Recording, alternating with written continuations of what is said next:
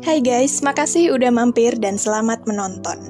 Kali ini kita bakal nge-review alur cerita drakor My Lovely Liar episode 1. Pada tahun 2018, para gangster tengah menghukum orang-orang yang dianggap pengkhianat. Setelah itu, seorang wanita bernama Mook Solhye yang bekerja sebagai pemburu kebohongan datang ke sana karena pimpinan mereka menyewa jasanya. Solhye lalu mendekati orang-orang yang dihukum lalu menanyai mereka, dan jawaban mereka terdengar jujur di telinganya. Solhye pun memberitahu bukan mereka pelakunya. Kemudian, salah satu gangster banyak bicara. Solhye lalu menanyainya dan jawabannya terdengar bohong. Solhye lalu bilang, itu dia, jika aku bilang begitu, itu benar. Para gangster pun memberinya pelajaran. Setelah itu, Solhye pun pergi setelah menerima bayaran. Di perjalanan, Solhye mengemudi sambil mendengar berita sepak bola.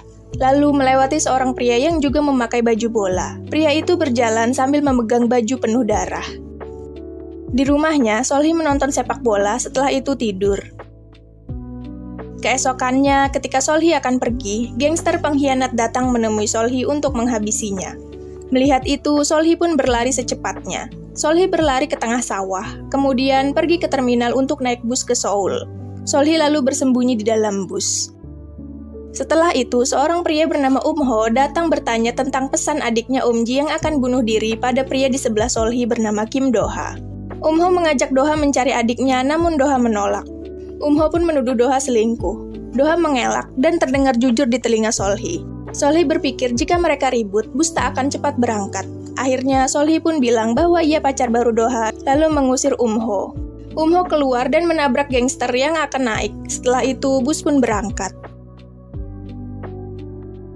Do-ha menatap ke arah Solhye. Solhye bilang, tak perlu berterima kasih. Seharusnya kamu melawan. Diam seperti itu membuatmu terlihat seperti penipu. Do-ha bilang, kamu tahu apa? Solhye jawab, jika aku bilang begitu, itu benar. Solhye lalu memberitahu pekerjaannya. Do-ha pun diam. Tahun 2023, 5 tahun kemudian, Baek Ji-hoon mengantar Solhye menemui kliennya Ji-hye. Ji-hye ingin mengetahui kejujuran pasangannya Ji-won. Awalnya, jawaban Ji-won terdengar jujur. Namun, saat pelayan tiba, ternyata Ji-won dan pelayan itu punya hubungan. Perkataan Ji-won pun terdengar kebohongan di telinga Solhye, dan membuat Ji-hye marah karena Ji-won membohonginya selama ini. Solhye pun pergi saat tugasnya selesai. Solhye akan mengembalikan semua barang sewaannya. Ji-hoon bertanya, apa yang kau lakukan dengan tabunganmu? Solhye pun bilang, aku tak tertarik dengan barang mewah. Ji-hoon pun menyuruh Solhye melakukan ritual agar bisa mendapat lebih banyak uang, namun Solhye menolak. Solhye lalu mengingat bahwa dahulu saat ibunya mengandung dirinya, ibunya berdoa agar anak yang dikandungnya memiliki bakat yang cukup untuk menghasilkan banyak uang. Dan dari lahir, Solhye pun memiliki kemampuan untuk membedakan kebohongan dan kebenaran. Solhye kecil pun tahu kebohongan saat ayahnya berkata bahwa ayah tak bertengkar dengan ibu. Saat SMA, temannya meminta tolong dengan kemampuannya dan akan membayar. Di saat itulah Solhye tahu cara mudah dan cepat menghasilkan uang. Namun tak ada yang percaya bahwa ia memiliki pendeteksi kebohongan dalam telinganya. Jadi, Solhye pun berpura-pura menjadi dukun. Dan saat ia mendapat lebih banyak klien dan uangnya cukup, ia pun menyewa tempat yang diberi nama Cafe Luni. Namun, kemampuannya hanya bisa dilakukan saat mendengar perkataan langsung dan membuatnya selalu berpergian. Ji-hoon lalu memutar lagu milik penyanyi bernama Shawn. Ji-hoon pun mengajak Solhye menonton acara penghargaan dan memberitahu tentang Kim Do-ha yang merupakan penulis lagu Shawn. Ji-hoon bilang tak ada yang tahu tentang Do-ha selain fakta dia pria. Dia tak pernah menemui siapapun dan wajahnya selalu tertutup. Di tempat lain, Do-ha tengah mengemudi. Shawn menelponnya. Setelah itu, polisi menghentikannya dan menyuruhnya meniup alat yang mengetahui seseorang mabuk atau tidak. Do-ha akan membuka maskernya, lalu seseorang menabrak polisi lain. Do-ha pun pergi. Do-ha tiba di rumahnya sambil cemas. Shawn sedang tampil di acara penghargaan dan meja Do-ha pun kosong.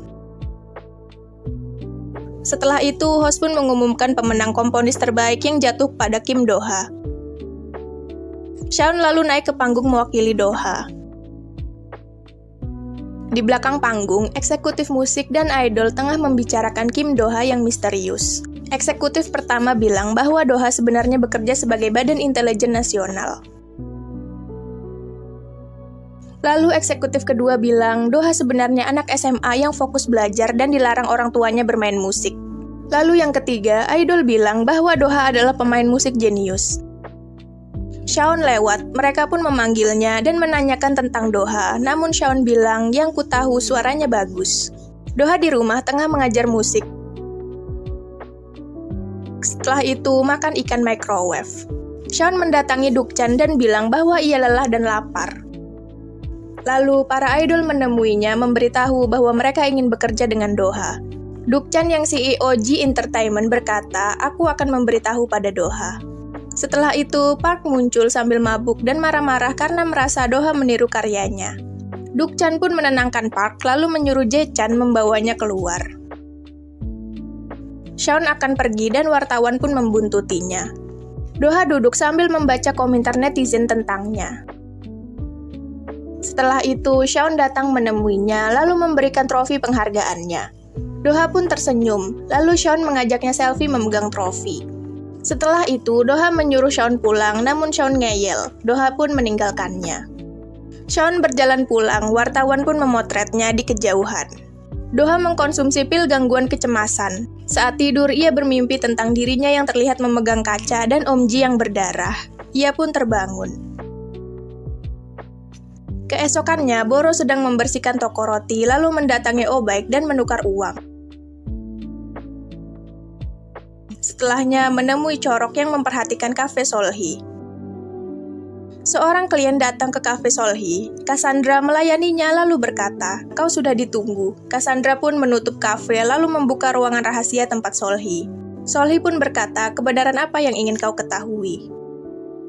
Dukchan mengirim pesan agar Doha tak pulang karena bahaya, namun Doha tak membacanya. Saat sampai, wartawan muncul di hadapannya dan memotretnya, mengingatkan Doha tentang tuduhan pembunuhan pada dirinya dulu. Doha pun berlari masuk ke gedung.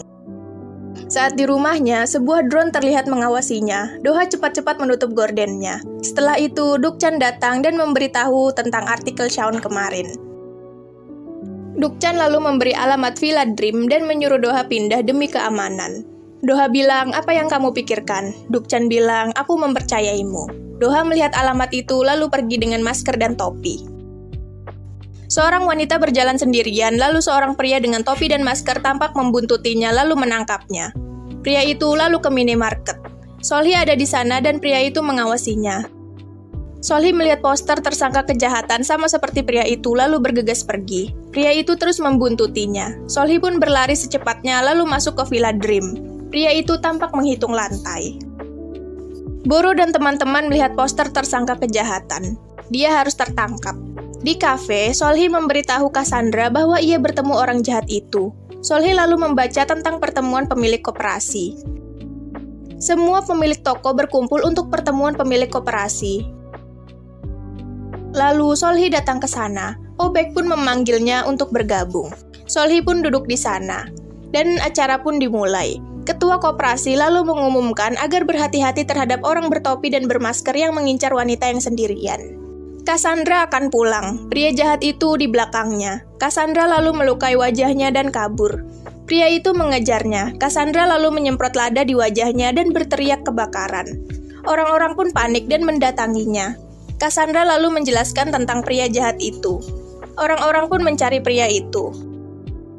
Doha sedang berjalan, lalu orang-orang mengepungnya karena gayanya sama dengan penjahat itu. Setelah itu menangkapnya.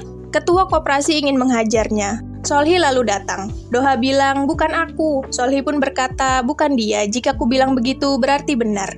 Doha pun kaget mendengar kata-kata Solhi, lalu teringat ucapan Solhi 5 tahun lalu saat mereka di bus. Nah, itu tadi episode pertama My Lovely Liar. Makasih buat yang udah nonton dan sampai jumpa.